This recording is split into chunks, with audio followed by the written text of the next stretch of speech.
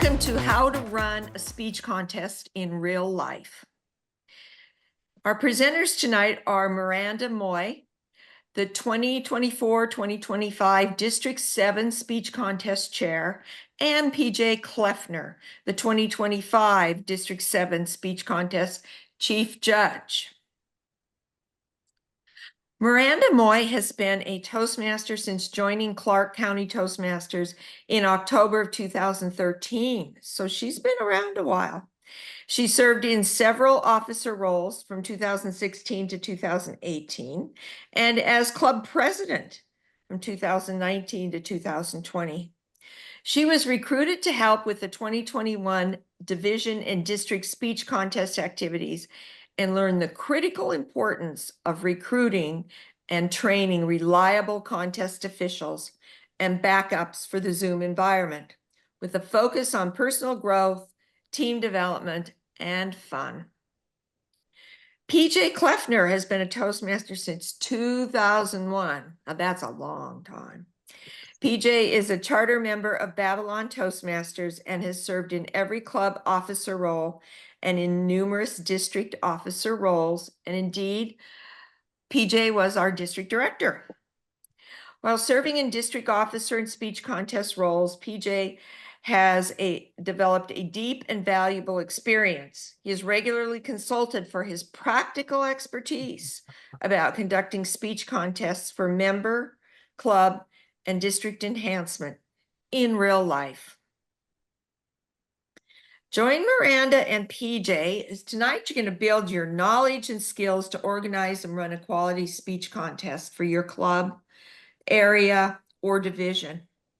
Like any skill, putting time and effort toward mastery can be fun when you are a part of a dynamic, friendly, and growth-oriented team of Toastmasters.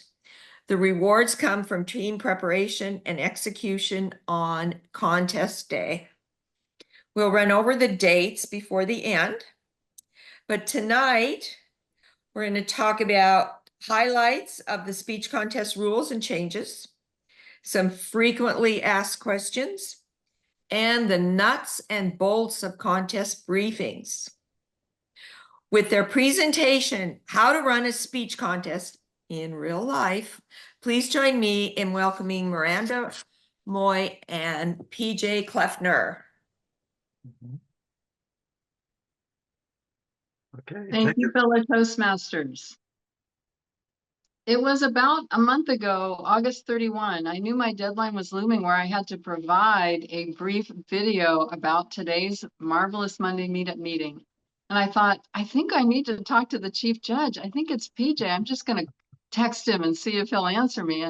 And he did. So like I fell off my chair in a good way. So I'm super delighted that PJ and I can do this together. We have worked collaboratively, and I gave him gratitude for getting to know me a little bit more. And I think our work styles have been so far pretty compatible. Nobody's gotten mad and said, I'm not going to help. But with today, PJ is a consummate professional and knower of the speech contest rules. I've practically been sleeping with these speech contest rules for the 2024-2025 under my pillow, and I don't have them cold, but they're gradually becoming clear. So I think by the time next year comes, I'm going to have to turn off my speaker on my second device, which finally logged on. By the time we have the district speech contest on May 17, we will be experts at talking about what's going on at the speech contest rules and all the nuances. I was first recruited during 2021 to help with some of the speech contest timing. So that was, I think, the second year of only on Zoom speech contests. But this year, starting on October 1, just about 2 weeks ago from today, October 1, the new speech contest season has begun in District 7, with clubs beginning their contest season from October 1 until about mid-November.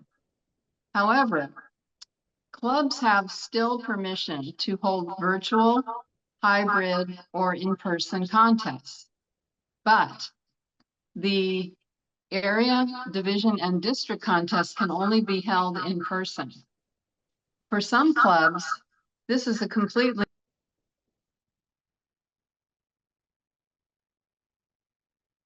For some clubs, members have not been used to any sort of a contest except on Zoom, the newer members, obviously.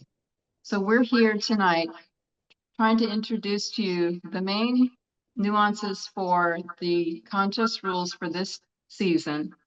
Also to cover some of the points that were covered in our introduction about briefings, about the qualifications and eligibility, and the important changes overall that area, division, and district contests are only in person. Miranda, we're still getting a little feedback from your. I'm going to computer. turn off my second advice. If I turn off my phone, can you still hear me? I'm going to do that now. We cannot hear you now. Yeah, you're muted. Something's muted. The one with this. Okay. Try testing 1, 2, 3. Testing 1, 2, 3. Yeah, there's the echo. All right, I just turned off my mute. I muted the speakers. It's still happening. Sorry. I learned something on my cell phone. If you go down to the bottom and scroll over to more, and let's see, well, we're in Zoom now. If you go to more, let's see. Disconnect audio? That's it. Do that.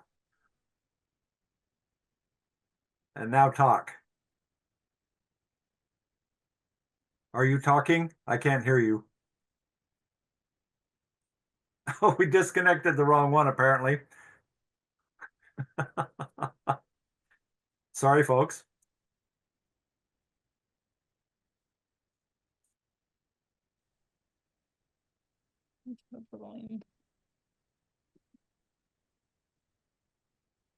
Any Zoom experts out there know how to fix this?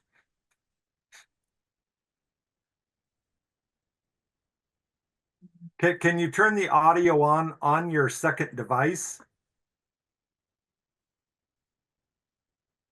I guess you're talking about your laptop.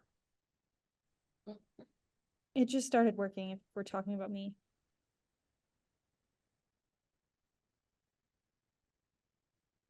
Yeah, we're talking about Miranda.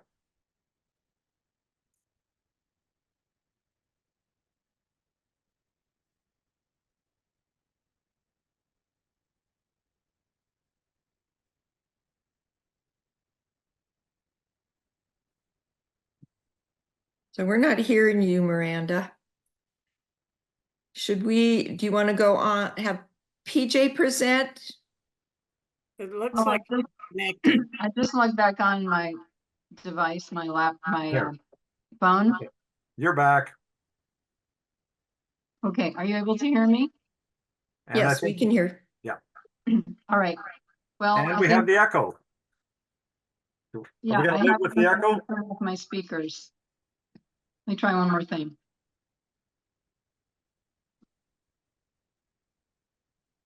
I turned off my, okay.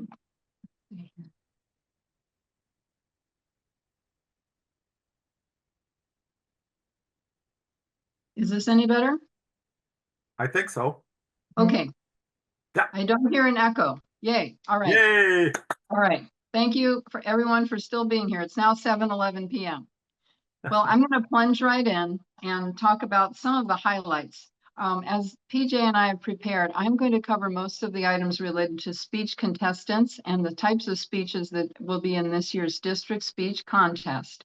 We know that the club contest season started October 1, and then area, division contests will follow that, culminating on the May 17, 2025 District 7 speech contest. So with respect to the speech contest rule changes. Let's talk first about who is eligible to compete as a speech contestant. The speech contest rule book is about 32 pages. It's very detailed. It's extremely detailed. It's actually very well written, but it takes great focus. So I'm going to give you some of the key points about who is eligible to compete in the speech contest. First and foremost, the speech contests that we're heading toward the district level will be the International Speech Contest and the Evaluation Contest. Speech contestants must be a member of a paid club in the area, division, or district in which they are competing. The club that they belong to must be in good standing. That generally means the club itself has paid the dues that have been submitted by members, and that club has at least 8 paid members. A sensitive point is if at any time a speech contestant is disqualified at the club level, or perhaps their dues weren't submitted by the club on time, that disqualifies that club, that participant entirely. So if you or your contestants are considering competing, we really encourage that, but you have to be kind of persnickety about making sure you collect the dues, submit them, and that a speech contestant is always in good standing with respect to their membership dues that they've paid, and that the club itself has submitted membership dues for that member and everyone else so that the club is in good standing and the member is in good standing. So that's basic eligibility for a member. For those who want to compete in the International Speech Contest, there are some additional requirements. In order to compete in the International Speech Contest, a member must have earned certificates of passing level 1 and level 2 in pathways, or have earned the DTM. So again, for the International Speech Contest, the participant speaker needs to have completed levels 1 and 2 in a pathway, or has already earned the DTM. May I add a comment here? Yes, please. This is a change. The last few years, they've said you have to have achieved at least level 1 or level 2, or you have to have achieved 2 levels in pathways, a DTM, or at least 6 speeches in the competent communicator manual from the old program. That no longer counts. To be a contestant, you must have earned your DTM, whether in the old program or the new one, or at least 2 levels in pathways. That's a change. Thank you, PJ, for highlighting that. And I'm reading verbatim right out of the rules now. To have earned certificates of completion in levels 1 and 2 of any path. At first, I misunderstood that to mean you have to have earned levels 1 and 2 in 2 paths. So no, levels 1, certificate of completion, level 2, certificate of completion in any path. I don't know, but I'm thinking that it means that. The rules aren't specific. But if you earned level 1 in path 1, and you learned level 1 in a second path, you wouldn't qualify for the International Speech Contest. If you've started level 1 and completed level 1 in, let's say, dynamic leadership, and you've completed levels 1 and 2 in innovative planning, then you're going to qualify if you wish to be in the International Speech Contest under the innovative planning path, or if you've earned your DTM. Okay. Now, there's a long list of people who don't qualify, who are ineligible to compete. I'm going to hit just a few of those, and PJ, you might want to pipe in, I know, because you've lived this more than I have. I've been involved in 2 area contests and 1 district contest. But for the ineligible to compete side in any Toastmasters speech contest, it's pretty obvious. If you are currently serving as an international officer or director, you can't compete. If you're currently a region advisor or a candidate region advisor applicant, you're not allowed to compete. If you're a district officer currently serving and your term expires on June 30, you can't compete for this particular season. If you're a candidate for international officer or a director role at the international level, you wouldn't be able to compete. If you're a candidate for a district position, if you're an immediate past district director, you have to wait at least 1 year before you can compete. And then there are other folks who may qualify for different roles, but generally, those are the folks who are not eligible to compete as speech contestants. It's a pretty long list. Most of it's kind of obvious, but if you have any questions, I encourage you to look at the rules or come to PJ and I, or also I'm sure Leanna and Phyllis are very well accustomed to these questions, but we're here to help you with that. The club speech contest, as I said, is the unique one for this year. It's permitted to be in person, to be hybrid, meaning you have people competing in person and virtually on Zoom, for example, or you can have a club speech contest virtually, for example, on Zoom. But once you move forward to the area or division, it has to be in person only. And again, the district speech contest will be in person only. Next, we'll cover a little bit of how to get ready to even begin preparing for a speech contest. But before I do that, I guess I'll hit the most important point. Why does Toastmasters have a focus on speech contests? Is it just because they've always done it and everybody thinks it should continue to be done? Well, it's a little bit of the Toastmasters core value in display, the integrity, service, respect, and excellence. We learn by doing. And we're doing speech contests in order to give members an opportunity to compete in person and to receive feedback from their peers and to benefit from the experience of those who are also going to form the team to be the speech contest official group with judges and other roles. It takes about 13 people just to put on a speech contest for one person, one contestant. If you have 10 contestants, I think it takes the same number of officials. But Toastmasters holds dear the fact that it offers an opportunity for speech contestants who qualify, who are eligible to compete. They're really competing against themselves in personal development. So that's the why. That's the why Toastmasters continues to present the speech contest opportunity. DJ, can we do a little bit now to demonstrate the speech contest kit that Toastmasters has been able to create and put all of those documents in one place? Yes, I'll be happy to run through this part. This is a list of the files that you will get when you download the evaluation speech contest kit.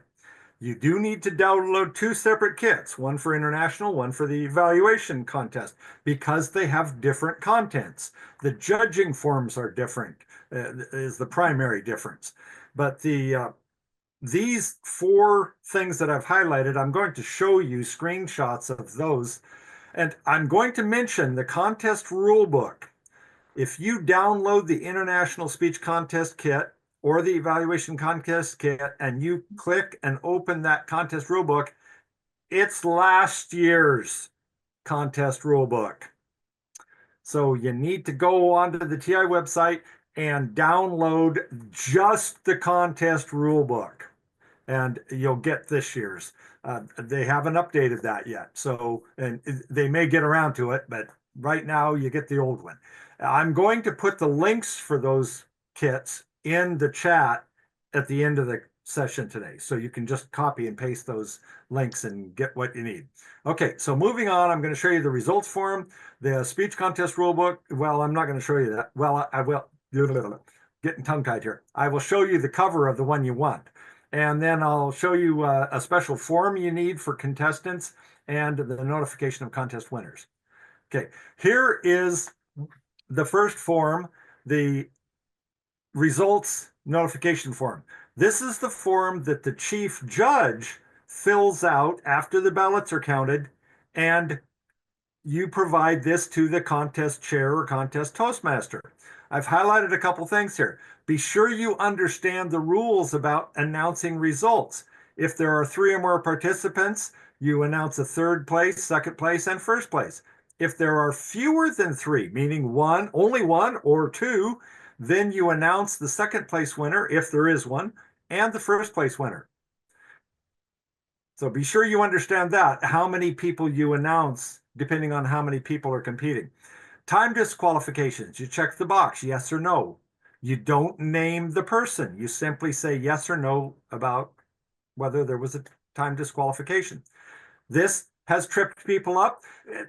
In the introductions, it was stated that I've had a lot of experience. I've seen it all go wrong. Trust me. Here's a place where you can screw it up. You put them in reverse order: third place, second place, first place. So be sure you get that in the right sequence. Okay. That's the results form that the chief judge would provide to the Toastmaster or contest Toastmaster to make the announcements, the official announcements.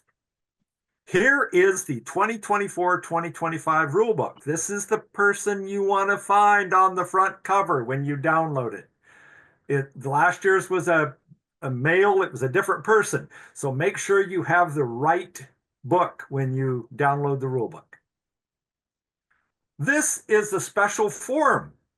When contestants are in an evaluation speech contest, you must provide them with copies. They can have more than one sheet of this, but it has to be this piece of paper, and they have to make all of their notes when they're listening to the speech and any notes they want to use while they're actually delivering their evaluation.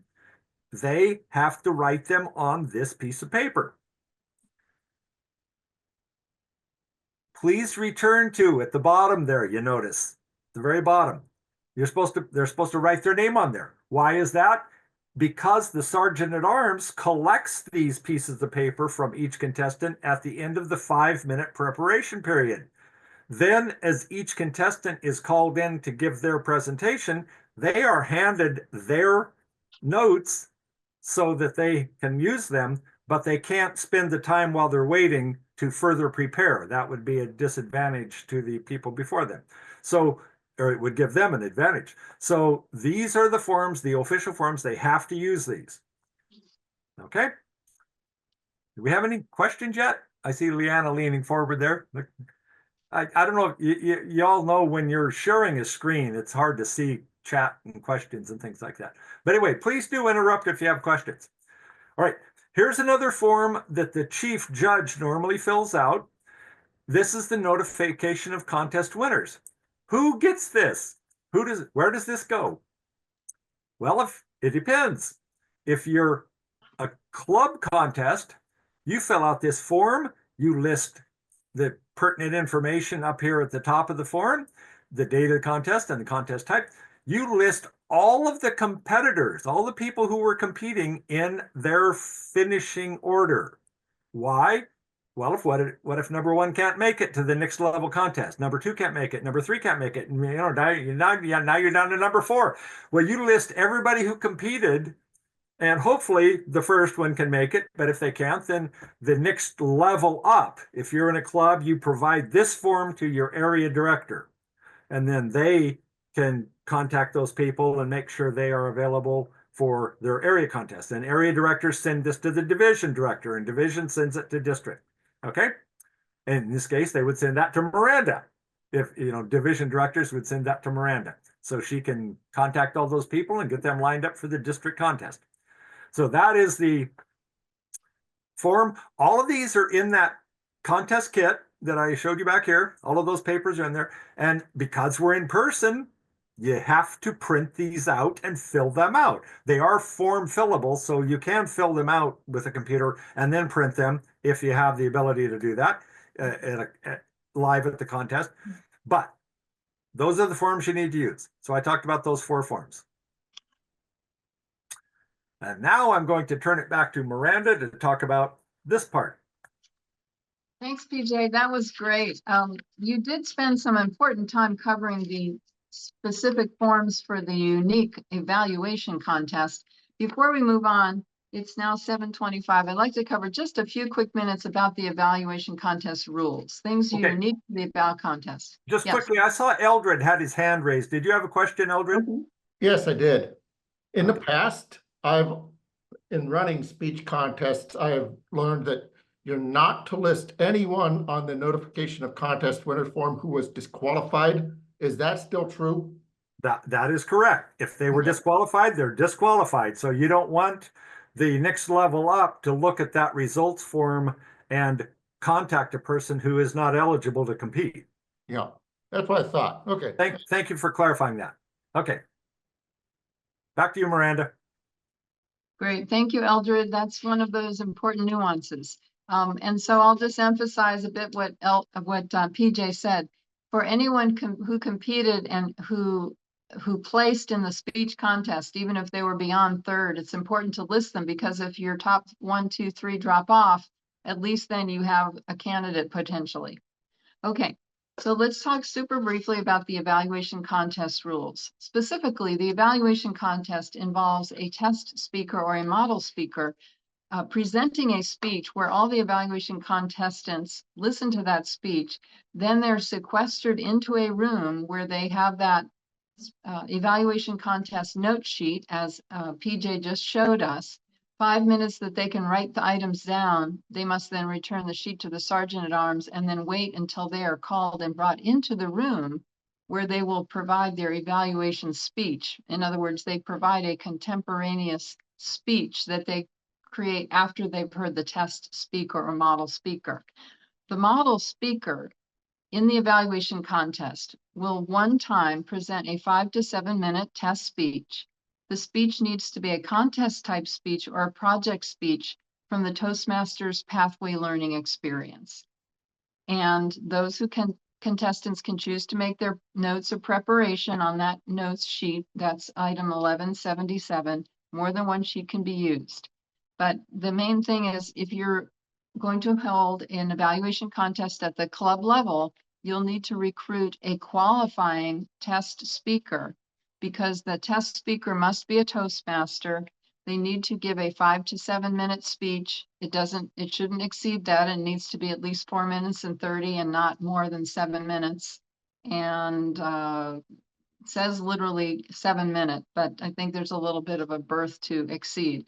But you have to have a qualifying test speaker to present a legitimate evaluation contest. There is an eligibility rule for the contest or the test speaker also. They cannot be a candidate for an elected position that will start July 30 or July 1st. So anybody who's a declared candidate for, in our case, we don't elect our area directors. Some division or districts do. We do not. So somebody could be a test speaker and then become an area director, but division directors and trio members and anybody who is an elected position is not eligible to be a test speaker. Thank you, PJ. And ideally, the test speaker will be, that you want to present an entertaining or interesting speech, of course, always, but something that your audience will find interesting is a good idea, or that they can relate to somehow. Of course, the quality of that test speaker will be, the most important quality, but you have a choice to choose a test speaker of really whatever type of speech, but that's your goal, to make really an entertainment bit of it, as well as to give a challenging evaluation and contest opportunity. All right, well, let's move on to timing. Timing is everything. How will your speech contest be timed? As Toastmasters, we all know that timing is of the essence. Literally, your speech to qualify. So you as a speaker or the contestant must be eligible, and that's different than your speech qualifying. Your speech can qualify if it meets at minimum 4 minutes and 30 seconds and doesn't exceed 7 minutes. I think it's 29 seconds. I've found that and I've lost it, so I'm fudging a little bit, but it needs to be at least 4 minutes and a half, and it can't exceed the 7 minute time frame. It's actually 7:30. 7:30? Yeah. Thank you. If it goes past 7:30, you're out. You're out. You're just disqualified. You won't even show up on a results form, as PJ was mentioning. So at the club level, you have an important decision to make, depending on what type of contest you're doing. Is it in person? Is it hybrid, where you have people in person, people on Zoom maybe competing, or is it going to be all virtual? You have the choice of using the Toastmasters colored slides with the yellow, green, and red. I'm sorry, the green, yellow, and red. You have the option, if you're in person, or even if you're hybrid, of maybe showing colored sheets of paper that would be green for the minimum time, yellow for the exceeding the minimum time, and then red as you approach the 7 minutes and 30 seconds. But if you're going to be doing an in-person only speech contest, it's also important to decide how will you provide timing, not only a timer and a backup timer, people to measure the time, but also how will you display the time attainment to the speaker contestant, which is very important, so that the speaker contestants can avoid being disqualified by exceeding or not speaking the sufficient minimum time. So you have some decisions. We can't tell you how to do it. You have some decisions. What are the resources that your club might have? Does it take money to buy a timing light or to bring it into operation if you purchased one years ago? Many clubs have found it successful to use the just large pieces maybe of colored poster board if you're doing only in person. The key decision is that the speaking contestants need to easily be able to see the timing device so that they can control the length of their speech and remain qualified by meeting the minimum and not exceeding the maximum time. So I'm going to stop there real quickly. Do we have any questions about that, or are folks aware of how you need to decide the method of showing the timing of your speeches? I see Marvin Walker's hand up. Yes, one of the very important things, remember that you have to have 2 timers. Yes. Yes. And I'm A lot going of to times throw we in run a it- personal we've run into that a few experience. times. A personal Yes. experience I had. I was the timer for a contest. It was an area or division contest. It was a fairly large group of people. And I was the person with the timing light. The other timer, this backup timer, said, "Oh, I'm going to go sit over here with my friends, and then we'll just turn in our timing sheets at the end." Well, during the speech, the stopwatch quit. Oh, I no. did not know when to turn on the lights. And so I was, trying to get the attention of the other timer, but they were way off over there. So I kind of faked it with my watch as best I could, just with the sweep second hand. And then between speeches, I ran up and I got that person and said, "Come down here, sit next to me. You tell me when to flip the lights." So the point of the story, the moral of this story is the 2 timers need to sit next to one another. If anything goes bad, that secondary timer needs to be able to take over. Okay? And that goes right there with the room logistics and space planning. Oh, it does. You've lived it, PJ. And I mean, it's, if I were a lyricist to write a song, I think I would use that included. The 2 timers need to sit next to each other. So there's a situation where literally they need to know and see exactly what's going on. Because if there's any deviation or one person's mobile phone they're using with the timer, for some reason quits or they go offline, those 2 people doing the timing roles need to be kind of hip to hip. So we can't emphasize that more than the fact that it's necessary, really. And I see Cleon Cox has his hand raised.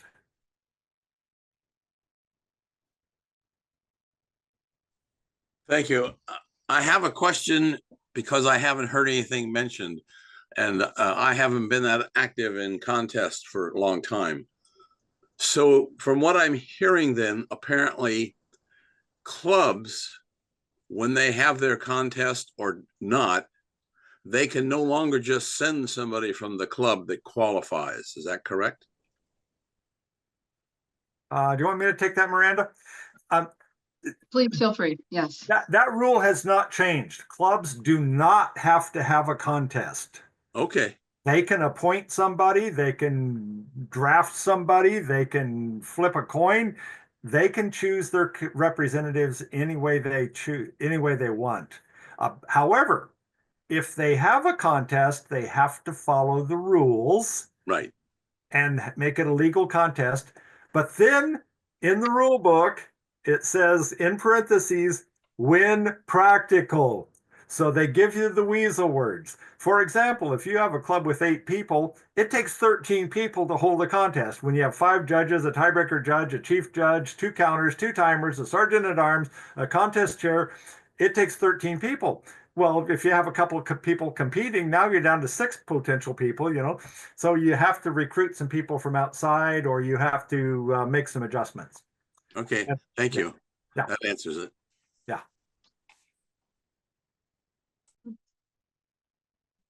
Cleon, thank you for that question. I believe we might have brought it up anyway. It was in my notes, buried a little bit more deeply, but it's certainly relevant. So it just gives one opportunity for flexibility that Toastmasters International has provided.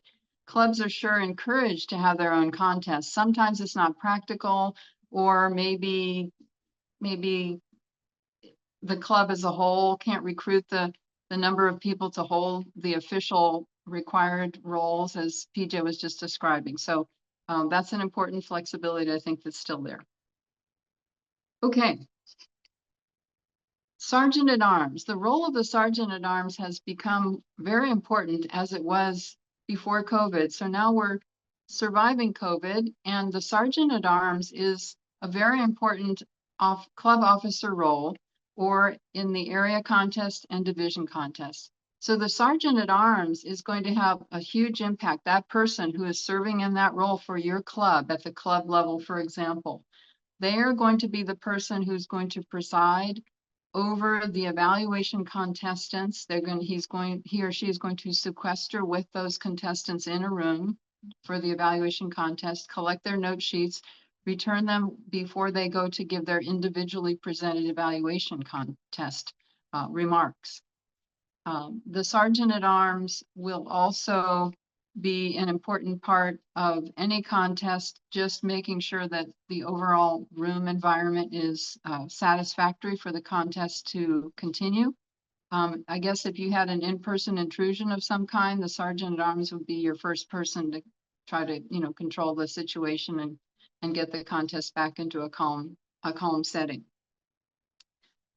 So whomever is serving in the Sergeant at Arms role for your club, or if you maybe have a vacancy, it's super important to have somebody in that role and trained to be able to fulfill that responsibility during the evaluation contest or the international speech contest. And we have another question from Eldred. Eldred? Yes, I wanted to harken back to something PJ said about if you're going to run a club contest, run it by the rule. I remember an example of a club contest that I chaired many years ago, where we had two international speech contestants. Both got disqualified for time. So following the rules, we could not tap a third individual who did not compete in that club contest. Yep. We had two contestants, they both got disqualified. We can't send anyone to the area level. That is correct. You had the contest, you don't have a contestant anymore. They disqualified. Yeah. Okay, moving on. Are we ready for the next slide? I think we are. Okay. We've covered timing, that each club or area division needs to decide their timing method, what timing device, room logistics, and space planning. Actually, we didn't cover that. So PJ, I'll put you on the hot spot for just a moment. I remember you and I were talking about that planning for the speech contest. You mentioned that sometimes within an area, perhaps a club might volunteer its physical venue or even meeting time to hold a speech contest. May I ask you to comment briefly about your experience? Okay, thanks. What drove me to do this was our contestant work nights, and the area directors typically had their contest in the evening, and our person couldn't get off without 30 days notice, and the area directors were telling us 2 weeks in advance when our contest was. So I said, this is nonsense. I said, we will offer our meeting space. We meet Sunday afternoon at 4 o'clock. We will offer our meeting space for your area contest. And they said, oh, that's fabulous. That saves me from having to go find a spot. And it worked out beautifully for us. And my motives were purely selfish, but it solved the area director's problem. And then we got it on the calendar, the time and location, and we're good. So area directors, if there are any of you on here are area directors, talk with your clubs, find out if they can give you a meeting space so you don't have to go off and find and maybe pay rent to use the space. Okay. Thank you, PJ. Okay. And by the way, for the evaluation contest, you do have to have a separate room to sequester the contestants until it's their turn. You also need, well, actually, you need that separate room for any kind of contest because you have to send your ballot counters and the chief judge out there to count the ballots. So Yeah. that's your logistics and space planning and all that. The physical contest fact is that you need more than one private space, even if it's out in the lobby, as long as those people can be separated, who are the contest officials, ballot counters, and so forth, the evaluation contestants. So you need at least 3 spaces. I think even for, if you're going to present the evaluation contest, you need a room just for them with the sergeant at arms. You need a place where the contest can be held, and you need a ballot counter spot also. So time is of the essence, space is of the essence. For those, who've now returned to in-person meetings, it could be more challenging. And so start early. It's always easy to say start early, but at the very least, maybe at the club level, have a meeting where you're going to brainstorm about, will you have a contest? Or at those of you who are division directors, when you bring your area directors together, brainstorming about how to get appropriate space for your contest. Right. Okay. Thank you for listening. All right, so let's move on briefly to a few other comments about logistics and scheduling so that we can open up the floor for PJ then to talk about the judging aspects, the judge eligibility, and these important parts. All right, what are the rules for speech subjects and preparation? The speech contest rulebook has a focus on these in starting on page 8. The selection sequence and club. Now, some of this we've already covered related to who can compete and at what level can they compete, and how can contestants progress through from the club to the area to the division to ultimately the district level for those who achieve. And here's where there are some special rules with districts who have a certain number of 10 or more divisions. There can be special runoff competitions. I'm not going to go into the details of that. And as we get closer to the district contest, I'll certainly be more clear on anything that might be popping up with respect to what can happen at the district level. But for the speech subjects in preparation, as we know, the International Speech Contest is meant to be a very broad speech topic that's selected and created the speech by the contestant.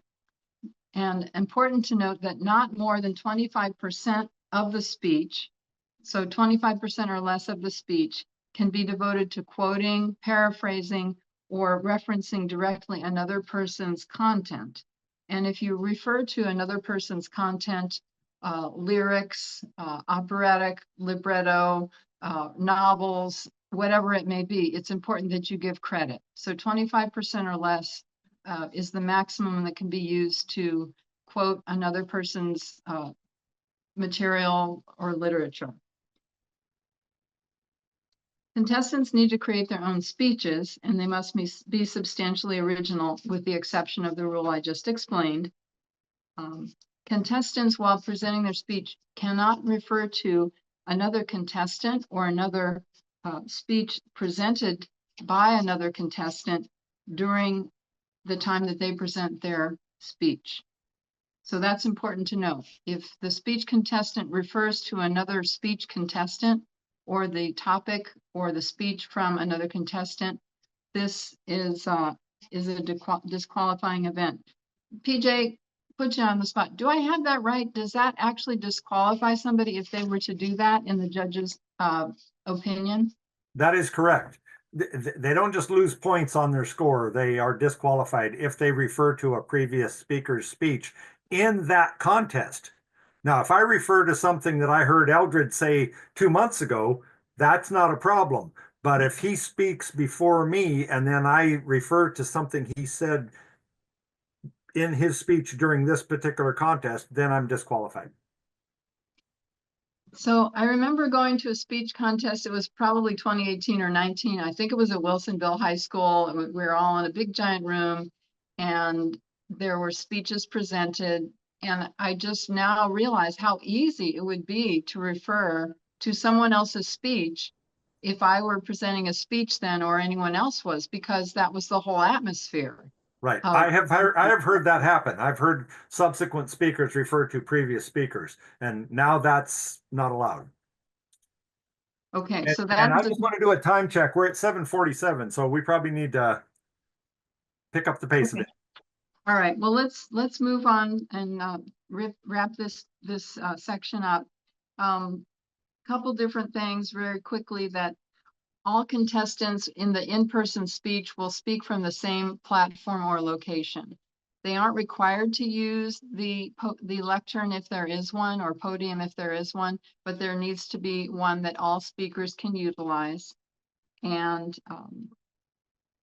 every contestant prior to competing needs to certify in writing to the chief judge with the form, it's called 1183 Speaker's Certificate of Eligibility and Originality. So the point there is that speaker contestants have responsibilities to complete their speaker forms. There are a couple forms. There's the profile form, there's the certification of eligibility and originality, and those need to be submitted, as well as each contestant should please check at Toastmasters International to make sure their own eligibility to compete is there. And that's where at TMI, they're going to know whether that member has paid their dues and whether they're a member of a club that has paid their dues and submitted them. All right. I will stop there and pass the baton to PJ to give us more enlightenment on the scene of judges and the topics of judges' eligibility. PJ. Okay, thank you, Miranda. I just want to comment that the main focus for tonight was going to be how to do a contest in real life as opposed to virtually, because for 4 years we've been doing them online. We are covering a lot of the basics because many people have never seen a contest before, and we're covering both the basics and some of the nuances about an in-person contest versus online. So moving on to judges now, we just have a couple more slides here, and we're almost wrapping up. Judges eligibility. At club level, basically you have to be a paid member and have a pulse. You know, and of course, when I say paid member, I mean your club has to have submitted your dues to, and we've seen this happen. You pay your dues to your club and they've dropped the ball and don't pay Toastmasters International, so you're not eligible. So you have to be a paid member in a paid club in good standing and all that. At area and above, there's another requirement. You not only have to be a paid member, you have to be a paid member for at least 6 months. So somebody in a club could join in the following week, they could be a judge after they've paid their dues, but not at the area level. You have to be in it for at least 6 months. Also at the area and above, there's this rule here. And remember, previously you could have completed 6 speeches in the CC manual to be a speaker. You can't do that this year as a contestant, but you can still do that as a judge. So area and above, you have to have completed at least 6 speeches in the Competent Communicator Manual or the 2 levels in Pathways, or of course, if you've earned your DTM in any way, shape, or form, any program over the years. At area and above, candidates for elected positions are ineligible to be a judge or a test speaker. So these are candidates for an elected office that will take effect the following July 1st. At division and above, see, there's all these strange rules here, you know, that kick in at various levels. At division and above, you cannot be a judge if somebody in your club is competing. Okay? And at area and above, contest officials may serve in only one role at that particular contest. So you can't be a judge and a timer, for example. But there's an asterisk. When practical at the area level. So there's the weasel words. At area level, if you have to double up, you can. But please be sure you double up with things that are ethical and appropriate. For example, you wouldn't want to be a judge and a ballot counter. That would be a conflict of interest if you're counting your own ballots. But, you know, if you, and I wouldn't recommend being a timer and a judge either. judges should be judges, and then maybe some of the other things can, a timer could then go off and be a ballot counter. Eldred, I see your hand. 6 speeches from the Competent Communicator Manual. How are we going to track that? You raise a very good question, and I ran into this last year actually, because the eligibility checker does not have any information about that. And so what you need to do is you actually need to contact, and see, even Toastmasters International can't help because you haven't submitted that Competent Communicator Award yet if you've only done 6 of the 10 speeches. So what you have to do is you have to contact the club's VP Education and have them document that that person has completed 6 speeches in the CC manual. By the way, there's another qualifier on that. The only people who can use that 6 speeches in the CC manual are people who were in the old program prior to 2017 when Pathways rolled out in our district. If they joined Toastmasters or joined our district after 2017, they have to be in Pathways. They cannot do that 6 in the CC manual. Okay. Thank you for raising that question. And I talked about that. So now we'll move on to the next slide. So this is all about eligibility of judges.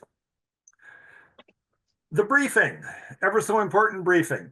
The people that the chief judge briefs are the voting judges, the timers, and the ballot counters. And I strongly recommend that as the chief judge, if you're the chief judge, you collect the judge's certificate of eligibility in advance. Don't wait for them to come to the contest and do the paperwork there. Get all your paperwork done in advance. And this goes for the speakers as well. Have them fill out their speaker profiles and their eligibility certificates and email those in to the contest chair way before the contest. You don't want to be waiting for that. Unfortunately, I remember in the last few years with the online contest, we were chasing people for paperwork an hour before a contest, and that's ridiculous. We should not have to do that. The briefing. Now, this is a different thing here this year. This caught me by surprise. The briefing for judges and contest officials may be in person or online. That is the only aspect of the contest this year that may occur online. Everything else has to be strictly in person. And they qualify that by saying if it helps you get people briefed and you need time and all that sort of thing. But I highly recommend that you have everybody show up an hour before contest time is scheduled to begin, and you do your briefings, both your contestant briefings and your speaker briefings, or your contestant briefings and your contest official briefings prior to the official contest. Tiebreaker judge does not attend the briefings, okay, and is secret. Nobody knows who the tiebreaker judge is except for the chief judge. We now have a few frequently asked questions, and some of these have already come up. Do we have to have a club speech contest? No, but if you do, you have to follow the rules. And that includes, as Eldred pointed out, if they disqualify, you no longer have a contestant. Can I compete? And by the way, these are actual questions that I have received over the years and frequently. These are not one-off questions. I get these questions often. Can I compete in more than one club? Yes, but you can only compete in one area. Even if those areas are in different districts around the world, it doesn't matter.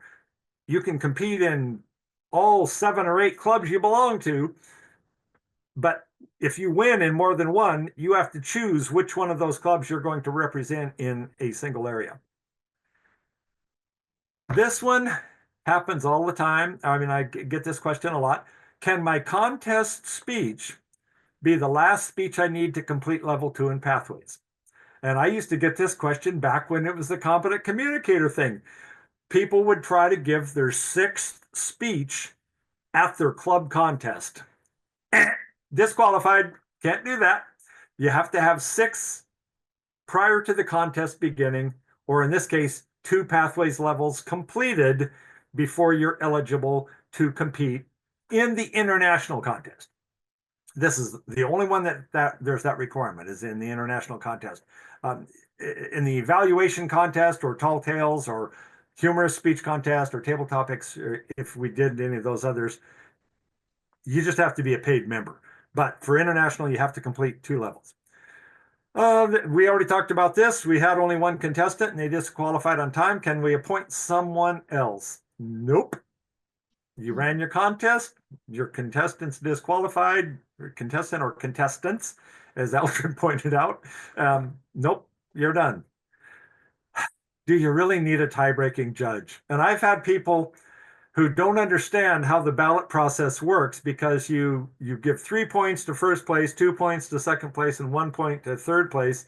And depending on how the judges tally up those points or how they rank people, I've had people say, well, we have 5 judges, an uneven number of judges. How can there be a tie?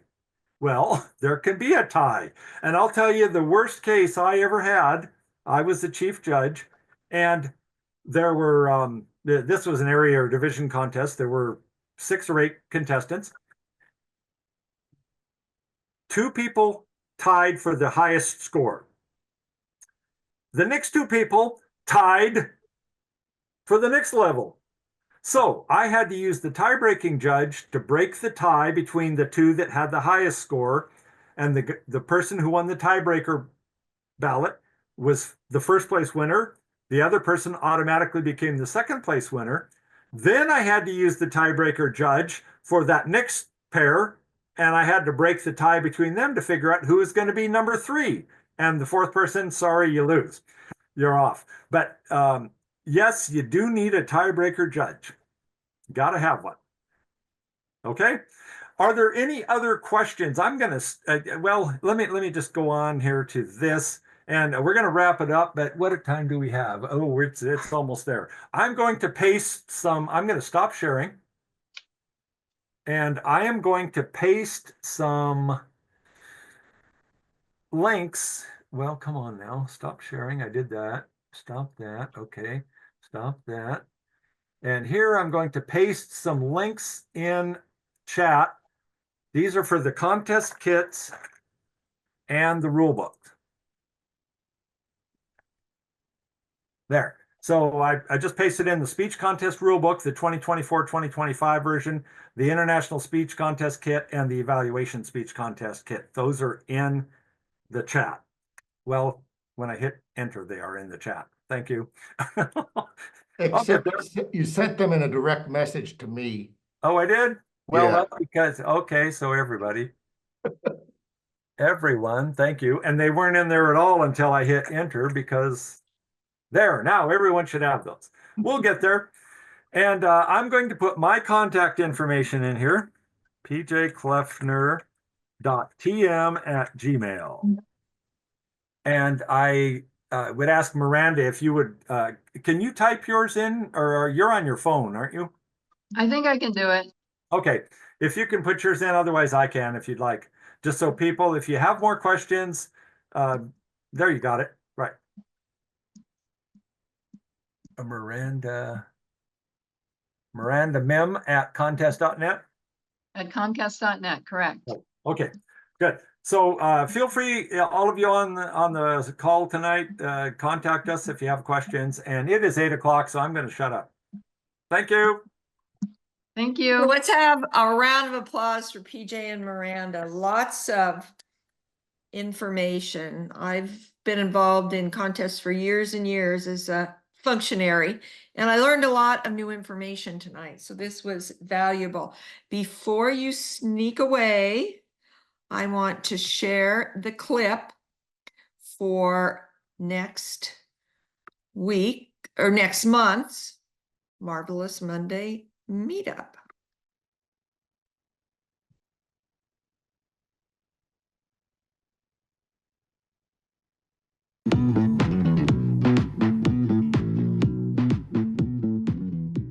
District 7 wants you to be a judge. I'm PJ Kleffner, this year's Chief Judge for District 7. You may have heard all speech contests above the club level must be held in person this year. That includes all area, division, and the district contests. While most contestants are excited about speaking to a live audience again, we no longer have the luxury of recruiting judges from remote locations. This means we need to find enough judges within reasonable travel distance to support our 8 division, 29 area, and the district contests in May. Join me for the Marvelous Monday Meetup on November 11th, 2024, to learn how you can be a judge so you can serve the district and your fellow Toastmasters during our upcoming contest season. See you soon. You're going to get tired of me. I want to point out that there's going to be a huge difference between what we talked about tonight and what we're going to talk about next month. Next month is judges training. It will train you how to be a judge or chief judge, whereas tonight was just more about how to have a contest. Great, and that's so important. I know every year I always reviewed how to be a judge, because there are a lot of little nuances and you want to get it right.